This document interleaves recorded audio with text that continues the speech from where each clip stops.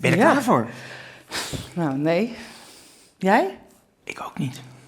Het lef om zacht te zijn.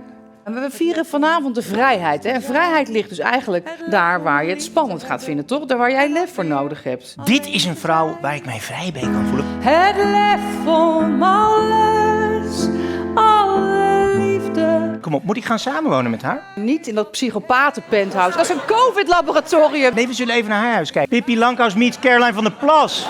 Kijken, joh. Maar hij schuift daar nu die kakker weer aan. Ja, met zijn bretels en zijn praatjes, die denkt dat hij iets kan.